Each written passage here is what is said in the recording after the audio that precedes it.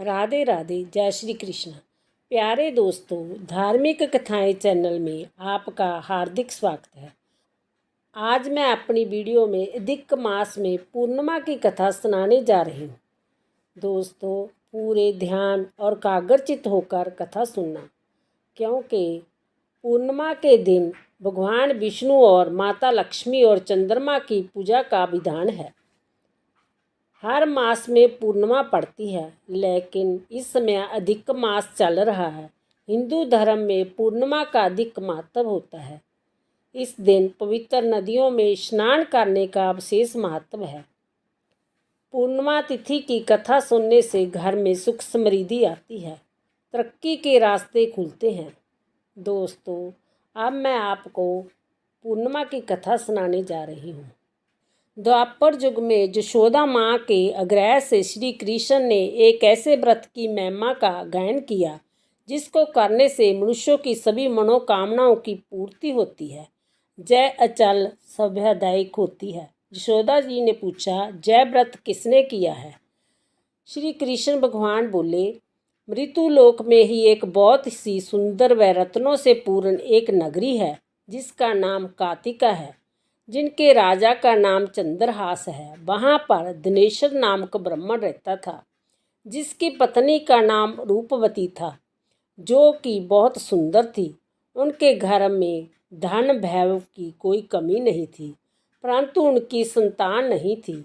इसके कारण सब कुछ होते हुए भी वह सुखी नहीं थे। दोस्तों, एक बार जोगी उनके नगर में आया, जो कि उस ब्राह्मण के घर को छोड़कर अन्य घरों से भिक्षा लेकर भोजन करता था। एक दिन रूपवती व दिनेश्वर ने उन्हें भिक्षा दी, पर उन्होंने नहीं ली। किसी अन्य ब्राह्मण से भिक्षा लेकर वह गंगा के किनारे बैठकर खा रहे थे। अपनी भिक्षा के अपमान से निराश होकर उसने उस जोगी से पूछा कि वह सभी के घर की भिक्षा लेते हैं, पर उनके घर से क्यों नहीं? जोगी ने कहा कि निसंतान व्यक्ति के घर से प्राप्त भीख पतितों के बराबर होती है। जो ऐसा अन्न खाता है वह खुद भी पतित हो जाता है, इसलिए वह ऐसे घर से भिक्षा नहीं लेता। जय सुन दिनेश्वर दुख के मारे जोगी के चरणों में घिर गया और कहने लगा, हे महात्मा, मुझे कृपा करके पुत्र प्राप्ति के लिए कोई उपाय बताएं। मेरे घर में सब कुछ है, किसी चीज़ की कमी नहीं, बस संतान ना होने का गम मुझे बहुत परेशान करता है। उसकी इतनी दिन हालत देखकर जोगी ने कहा कि उन्हें चंडी माँ की आराधना करनी चाहिए। वह घर आया और अपनी पत्नी को उसने पूरी बात बताई और वह वन की तरफ चला गया। वहाँ जाकर उसने चंडी की आराधना आरंभ की, साथ व्रत भी धारण किया।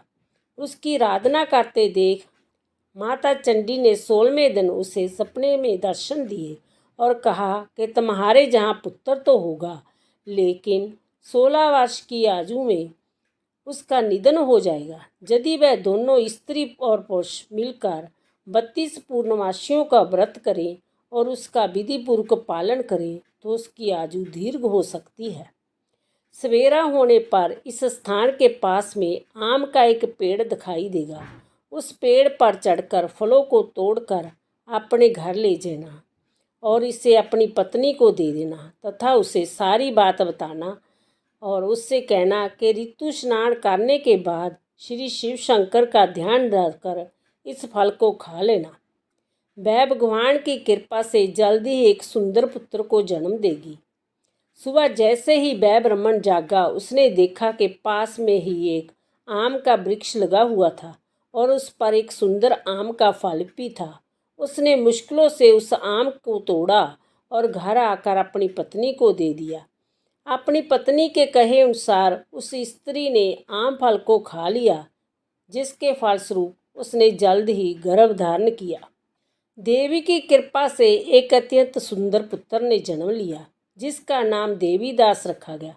16 वर्ष के होते ही उसके माता पिता को चिंता सताने लगी कि कहीं इस वर्ष उसकी मृत्यु ना हो जाए, और यदि ऐसा उनके आँखों के सामने हुआ तो वह कैसे सहन कर पाएंगे। यह सोच उन्होंने निर्णय लिया कि देवीदास को वह उसे विद्या प्राप्ति के लिए कांशी भेजेंगे।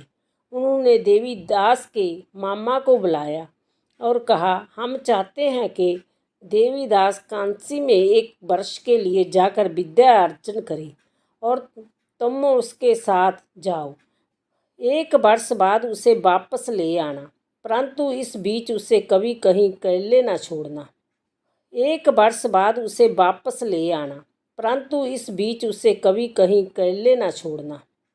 उन्होंने सारा प्रबंध किया और देवीदास को उसके मामा के साथ कांसी भेज दिया, लेकिन उसके मामा को यह बात नहीं बताई कि हो सकता है यह वर्ष देवीदास के जीवन का आखिरी वर्ष हो।